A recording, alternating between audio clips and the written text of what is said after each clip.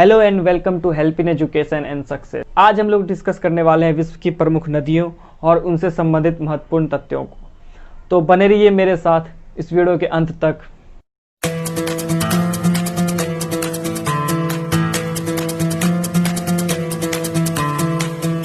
तो सबसे पहले हम लोग देख लेते हैं विश्व की प्रमुख नदियों को। सबसे पहले नंबर पे आती है नील नदी, जो कि विश्व की सबसे बड़ी नदी है। दूसरी सबसे बड़ी नदी है अमेजॉन। तीसरे नंबर पे आती है यांगसी और चौथे नंबर पर मिसिसिपी मिजोरी। नील नदी की लंबाई है 6,690 किलोमीटर।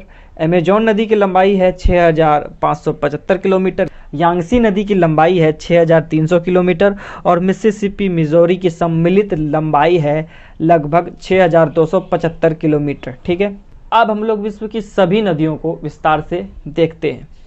तो सबसे पहले हम लोग शुरू करने वाले हैं अफ्रीका महादेश से, क्योंकि अफ्रीका महादेश में ही विश्व की सबसे बड़ी नदी नील स्थित है। ठीक है, नील नदी की लंबाई मैंने बताया 6,690 किलोमीटर है। नील नदी का जो मूल स्रोत है वो अफ्रीका में स्थित विक्टोरिया झील है। ठीक है, मैंने आपको बताया था ये हमारी विक्टोरिया झील, तो इसका मूल स्रोत विक्टोरिया झील को माना जाता है। हालांकि इस नील नदी का जो निर्माण है वो उनकी सहायक नदियों से ही होता है। नील नदी की प्रमुख सहायक नदियां हैं श्वेत नील, नीली नील और काली नील। तो श्वेत नील जो है वो विक्टोरिया झील से निकलती है और नीली नील ताना झील से निकलती है, जो कि इथोपिया में स्थित है। इथोपिया स्थित ताना झील से नीली नील निकलती है। तीसरी प्रमुख सहायक नदी है एथबरा, जिसे काली नील के नाम से जाना जाता है। श्वेत नील नीली नील से सूडान की राजधानी खार्तूम में मिलती है। ठीक है, ये देखिए श्वेत नील जो है वो नीली नील से सूडान की राजधानी खार्तूम में जाके मिल जाती है। ठीक, अगर हम नील नदी की मुख्य धारा की बात करें तो वो युगांडा, इथोपिया, दक्षिणी सूडान, सूडान, बुरुंडी और मिस्र, कुल मिला के इन 6 देशों से इसकी मुख्य धारा गुजरती है। इन 6 देशों का नाम आपने याद रखना है, क्योंकि इससे क्वेश्चन पूछा गया है काफ़ी बार एग्जाम्स में कि कौन सी देश से नील नदी नहीं गुजरती है। तो मैं इसके लिए आपको एक ट्रिक बता देता हूँ। अफ्रीका में क्या प्रसिद्ध है? वहाँ का अफ्रीकी हाथी। ठीक है, तो अफ्रीका में आप जब अफ्रीका गए तो आप एक छोटे हाथी से मिले, हाथी के बच्चे से। ठीक, तो आपने बस एक सेंटेंस आपने याद रखना है कि युवा हाथी ने सूंड मिलाया। युवा हाथी ने सूंड मिलाया, तो युवा से आपका ध्यान रखना है, अपने युवा में यू से हो जाएगा युगांडा, वा से आपने बुरुंडी याद रखना है, बुरुंडी को, हाथी से आपने इथोपिया याद रखना है। ये थोड़ा सा मुश्किल है, लेकिन आप थॉ पे अगर थोड़ा फोकस करें तो हाँ हो जाएगा ये इथोपिया हाथी से। ठीक है, सूंड से हो गया हमारा सूडान और मिलाया से मिस्र। तो युवा हाथी ने सूंड मिलाया, बस आपने ये एक लाइन याद रखनी है, युवा हाथी ने सूंड मिलाया। और ज़्यादा मुश्किल भी नहीं है, आप अफ्रीकी हाथी से ध्यान में इस सेंटेंस को रख सकते हैं। लेकिन अपवा क्षेत्र की अगर बात करें तो नील कुल 11 देशों को सींचता है, यानी कुल 11 देशों से में इसका अपवा क्षेत्र फैला हुआ है। ये देश हैं Tanzania, Uganda, Rwanda, Burundi, democratic Republic of Congo, Kenya, Ethiopia, Eritrea, दक्षिणी सूडान, सूडान और मिस्र। तो ये कुल 11 देश है जिनमें नील नदी का अपवा क्षेत्र फैला हुआ है।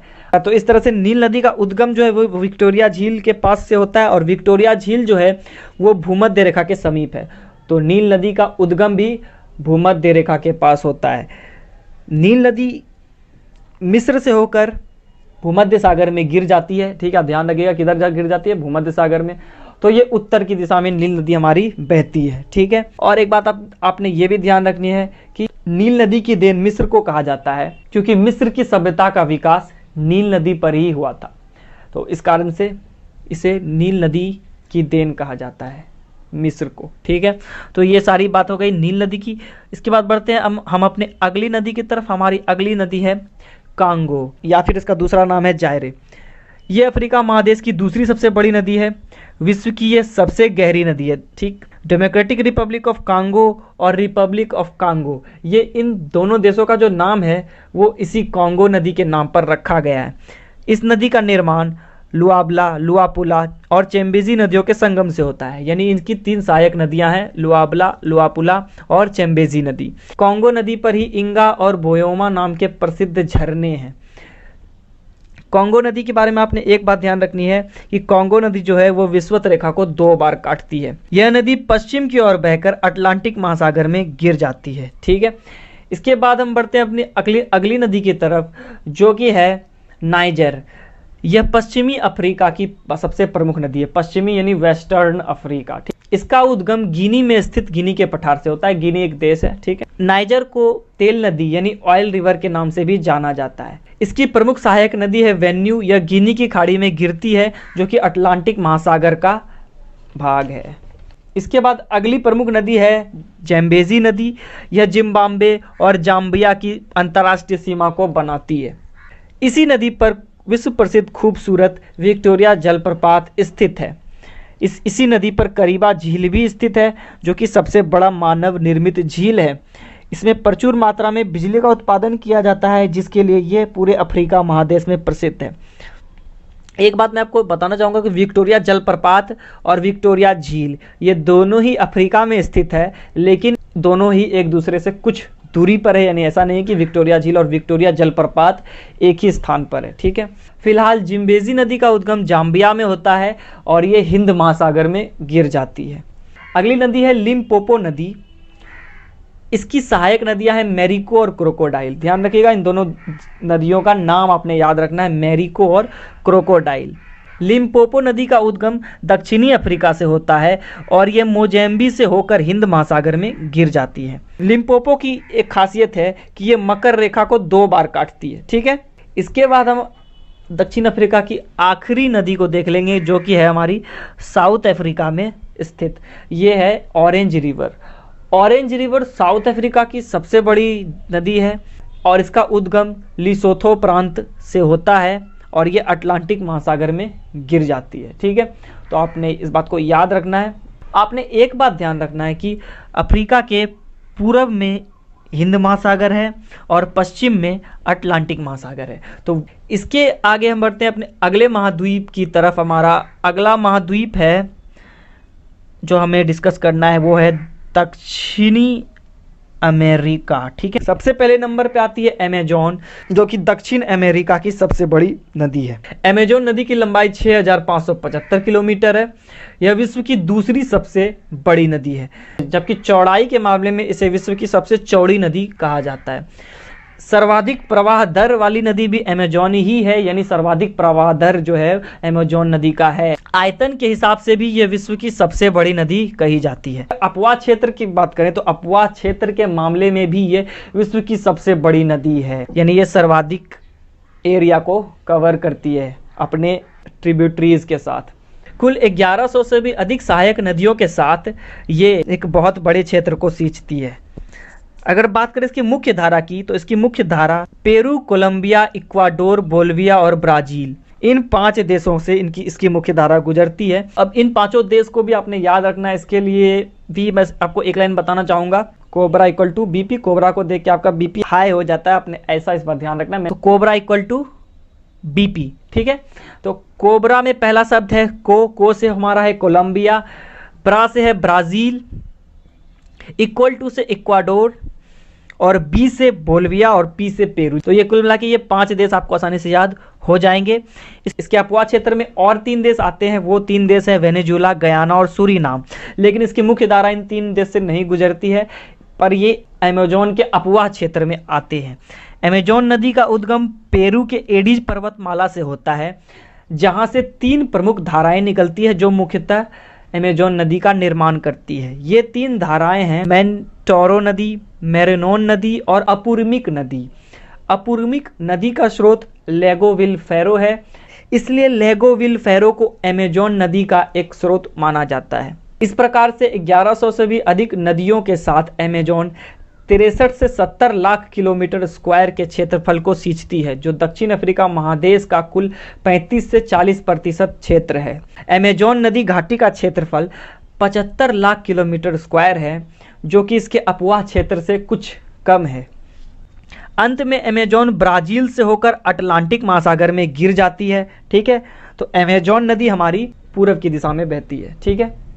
इसके बाद हमारी अगली नदी है पराग्वे और पराना। सम्मिलित रूप से इसे रियो डी लाप्ता के नाम से जाना जाता है। पैराग्वे नदी का उद्गम ब्राजील के माटो ग्रोसो से होता है और ये पराना नदी में मिल जाती है।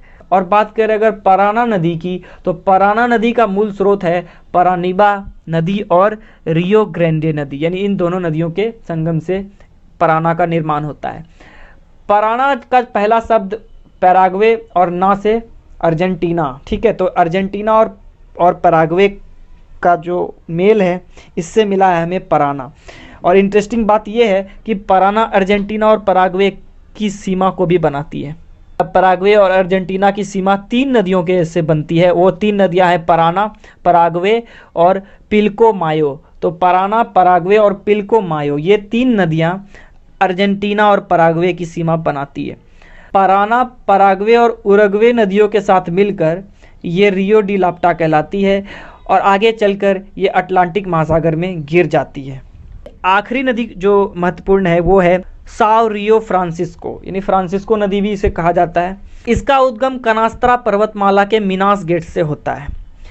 यह पूर्णतः ब्राजील में बहती है और अंध महासागर यानी अटलांटिक महासागर में गिरती है। ठीक है, तो इस तरह से हमने दक्षिणी अमेरिका की प्रमुख नदियों को देख लिया। तो अब हम लोग देख लेते हैं उत्तरी अमेरिका की प्रमुख नदियों को। सबसे पहले आती है मिसिसिपी मिजोरी, जो कि विश्व की चौथी सबसे बड़ी नदी तंत्र है। इसकी लंबाई 6275 किलोमीटर है। मिसिसिपी और मिजोरी उत्तरी अमेरिका की 2 प्रमुख नदियां हैं। यह पूर्णतः अमेरिका में बहती है और अमेरिका के 2 राज्यों का नाम भी मिसिसिपी और मिजोरी रखा गया है। दोनों नदियों में से मिजोरी सबसे बड़ी है। हालांकि दोनों नदियों की लंबाई लगभग बराबर है, लेकिन मिजोरी 100 मील लंबी है। मिजोरी नदी का उद्गम अमेरिका के रॉकी पर्वत श्रृंखला स्थित मोंटेना से होता है। इसका प्रमुख स्रोत ब्रोवर स्प्रिंग और रेड रॉक स्रोत माना जाता है। मिजोरी अमेरिका की सबसे बड़ी नदी है, जैसा कि मैंने आपको पहले बताया था। तो हालांकि ये आगे चलकर सेंट लुइस में मिसिसिपी से मिल जाती है। ठीक है, तो उद्गम मिसौरी का होता है मोंटेना से और ये मिसिसिपी में जाके मिल जाती है। अब अगर बात करें मिसिसिपी की, तो इसका उद्गम लेक इटास्का से होता है और ये मैक्सिको की खाड़ी में गिर जाती है। इसके बाद अगली कोलंबिया, इसका उद्गम रॉकी पर्वतमाला के पास कोलंबिया झील से होता है। तो आपको इस बात का ध्यान रखना है कि कोलंबिया झील और कोलंबिया नदी का कोलंबिया से कोई भी संबंध नहीं है। ठीक है, ये कनाडा के एक प्रांत ब्रिटिश कोलंबिया के नाम पर इस नदी का नाम कोलंबिया रखा गया है। तो कोलंबिया नदी का उद्गम कनाडा में होता है और ये अमेरिका से होकर प्रशांत महासागर में गिर जाती है। अगली नदी आती है मैकेंजी। मैकेंजी का नाम एक प्रसिद्ध कैनेडियन यात्री अलेक्जेंडर मैकेंजी के नाम पर रखा गया है।